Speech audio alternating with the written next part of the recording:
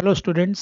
एक बार फिर आपका बहुत बहुत स्वागत है टेंसेस की दुनिया में। टेंसेस की दुनिया इसलिए क्योंकि ये दुनिया अगर आपने समझ ली तो आगे के कई ऐसे पड़ाव हैं जो आपको सफलता की तरफ अपने आप सशक्त कदमों से ले जाएंगे। प्रेजेंट टेंस में आपने जो चीज़ें सीखी उन्हीं ट्रेड्स को पास्ट टेंस में with the help of helping verb and the ideas of the sentences आपको समझ आ गया क्या चेंज हो रहा है, क्यों चेंज हो रहा है। अब फ्यूचर उन्हीं बेसिस पर आपका ब्राइट हो चुका है। फ्यूचर टेंसेस को ही लेके चलते हैं क्योंकि फ्यूचर टेंसेस भी आपकी जहां जहां हेल्प करेंगे आपको खुद ब खुद महसूस होगा कि वो हेल्प आपको क्यों मिल रही है। इंटरेस्ट अपने आप आपका बहुत बढ़िया बन चुका है क्योंकि वो सिचुएशंस जो टेंसेस में आप फेस करते थे, छोटी मोटी गलती ही उतने बड़े बड़े ब्लंडर्स को जन्म दे देती थी कि समझ नहीं आता था। क्योंकि मैक्सिमम केसेस में क्या होता है, लोग वर्ड टू वर्ड ट्रांसलेशन करने की कोशिश करते हैं जो किसी भी लैंग्वेज में पॉसिबल नहीं है। अब फ्यूचर की कोई बात है, प्रेजेंट में सेट हो रही है, कुछ प्लान हो रही है, तो आपको प्रेजेंट टेंस यूज करना है। या फिर फ्यूचर टेंस के ही किसी सेंटेंस में सबऑर्डिनेट क्लॉज जो है, डिपेंडेंट क्लॉज जो है, वो आप प्रेजेंट में बना के चलो क्योंकि सिचुएशन की डिमांड यही है। इसीलिए कम्पिटिटिव एग्जाम्स में ये पूछा जाता है, इसलिए एकेडमिक लेवल पर ये पूछा जाता है। इस चीज को माइंड में रखकर दोबारा से उसको एक्सप्लोर करके फ्यूचर को हम ब्राइट करते हैं। फ्यूचर के tenses all forms in this session itself. तो फ्यूचर टेंसेस में हमें उन सेंटेंसेस को बनाने में मदद मिलेगी जो फ्यूचर के एक्शन को, सब्जेक्ट के और फ्यूचर के पोजीशन या पोजेशन को भी शो करेंगे। तो पहली चीज, बहुत अच्छा सेंटेंस फ्यूचर का। भारत ने 2030 में राष्ट्रमंडल भारत 2030 में राष्ट्रमंडल खेलों का आयोजन करेगा। ये ने जो है इसको ना कर दीजिएगा समझते हुए। भारत 2030 में राष्ट्रमंडल खेलों का आयोजन करेगा। नो डाउट आपको 1 मार्क जीके में भी दिलाएगा ये पॉइंट। आपने देखना है फ्यूचर की बात हो रही है, एक एक्शन है, 2030 की बात हो रही है। क्लियर हो गया विद इन सेकेंड्स या लेस देन सेकेंड्स, कुछ मोमेंट्स में। फ्यूचर इंडेफिनिट है। India will host Commonwealth Games in the year 2030। 1930 में फर्स्ट हुई सेंटेनियल गेम्स है, सेंचुरी की गेम्स है। एक ये भी इंडिया के लिए गर्व करने वाली बात है। और आप देखेंगे कि अगर हम इसमें जीके का पॉइंट माइंड में रख के चलते हैं तो हमें एक्स्ट्रा मार्क भी मिलेगा जो आप डिजर्व करते हो। जितने मार्क्स आप डिजर्व करते हो मिल रहे हैं। कुछ एफिलेटेड बेनिफिट्स के तौर पर मैंने आपको बताया है, वो भी आप महसूस करोगे तो you will become much better than yourself. तो जी, इंडिया विल होस्ट या इंडिया विल ऑर्गेनाइज, यहाँ का खेलों का आयोजन करेगा। तो इंडिया विल होस्ट या India will organise Commonwealth Games in the year 2030। उसके बाद हम देखते हैं वह अगले वर्ष इस परीक्षा में बैठेगा। तो he will sit in this examination next year या he will take this examination next year.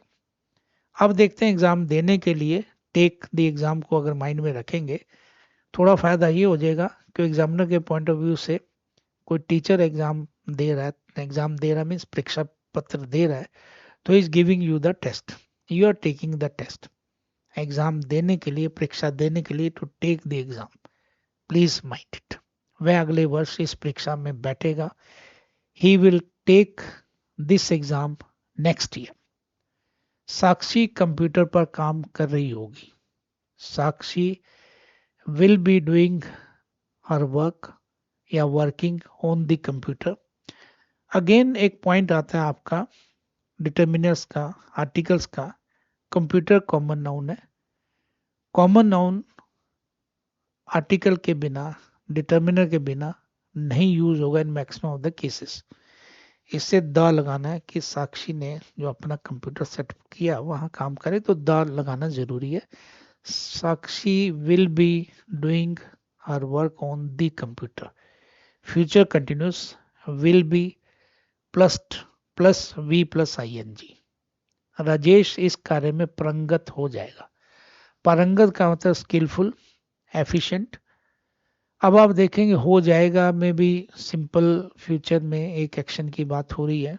Future indefinite के नाम से भी इसको एक बार रिवाइज कर लेंगे। तो Rajesh will become skilful, Rajesh will become efficient in this work. तो फ्यूचर इंडेफिनिट। विल शेल को फिर एक बार ध्यान रखेंगे, शेल थोड़ा सा बैक यूसेस में चला गया है। शेल फर्स्ट पर्सन के साथ ही यूज होगा। मॉडल ऑक्सिलरीज में भी इसको यूज करेंगे, देखेंगे उसका, क्योंकि एग्जाम में अगर आ रहा है तो एक तो ये कि फ्यूचर के लिए आ रहा है तो हमें बेनिफिट रीट्रेट करने का ये फायदा है कि अगर नरेशन में कर रहे हैं तो विल का वुड है, शेल का भी वुड है, तो यहाँ पर हम विल लगा के चलेंगे क्योंकि फर्स्ट पर्सन की बात नहीं हो रही। तो राजेश इस कार्य में पारंगत हो ही जाएगा। Rajesh will become efficient in this work itself, और Rajesh will become efficient in this work. Ajay इन दस्तावेजों पर हस्ताक्षर नहीं करेगा। अब देखिएगा स्पोकन फॉर्म में और रिटन फॉर्म में दोनों में बेटर सेंटेंस क्या बनेगा। Ajay won't sign these papers. Won't, WON''T। कई बार लोग ये भूल जाते हैं कि ये किसकी कॉन्ट्रैक्टेड फॉर्म है। वुड नॉट की वुडेंट है, विल नॉट की वोंट क्यों है, क्योंकि पहले इंग्लिश में हेल्पिंग ऑफ फ्यूचर का विल था ही नहीं, वोल था, इसलिए कॉन्ट्रैक्टेड फॉर्म वोंट हो गई, WON''T। तो Ajay won't sign these papers. आपके आने से पहले मैं यह कार्य पूर्ण कर चुका हूँगा। फ्यूचर का सेंटेंस 2 क्लॉजेज वाला। फ्यूचर परफेक्ट हम कह रहे हैं कि आई विल हैव कंप्लीटेड या I will have finish this work before you come. Before your arrival अगर हम इस फॉर्म में यूज करते हैं तो टेंशन नहीं है। मेन है कि सेकंड क्लॉज में, सबऑर्डिनेट क्लॉज में, फ्यूचर वाले में, टाइम क्लॉज में प्रेजेंट टेंस लगेगा। This particular trait will be checked by the examiner. तो बिफोर यू कम अंडरलाइन कर लेंगे लिख के, क्योंकि टाइम क्लॉज फ्यूचर में नहीं बनता। कई टीचर्स इतना बता के भी चल पड़ते हैं कि 2 फ्यूचर नहीं आएंगे। बुक्स के कई ऑप्शंस को पढ़ के हमें आंसर तो सही मिल जाता है, अनफॉर्चुनेटली रीजन सही नहीं मिलता। अगेन इस चीज का हमें लॉस हो सकता है। He will have been studying since evening itself. He will have been studying since evening itself, इसलिए कि शाम से ही कर रहा होगा, वह शाम से ही पढ़ाई कर रहा होगा। He will have been studying since evening itself. Rakhi उसमें पूजा कर रही होगी, कंटिन्यूस है। Rakhi will be worshipping at that time. Rakhi will be worshipping at that time. वह शाम 5 बजे से ही सारे प्रश्न दोहरा रहा होगा। फ्यूचर परफेक्ट कंटिन्यूस, टाइम दिया हुआ है।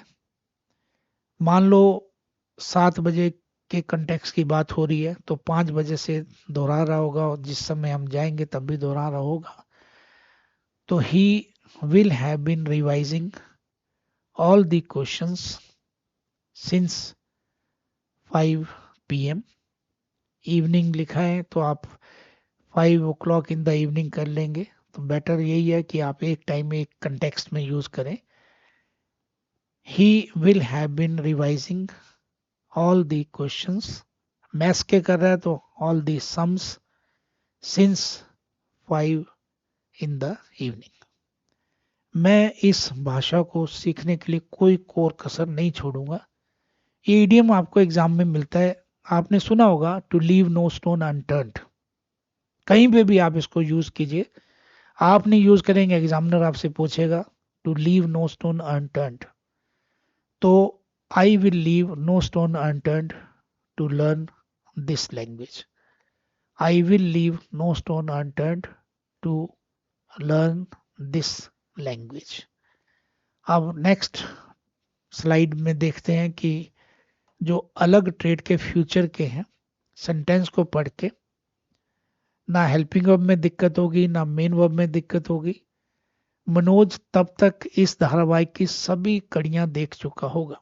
आजकल कई सीरियल्स ऐसे आते हैं एक के बाद एक, फैमिली मैन आए, लोग कहते हैं सारे एक ही दिन में एपिसोड्स देख लो।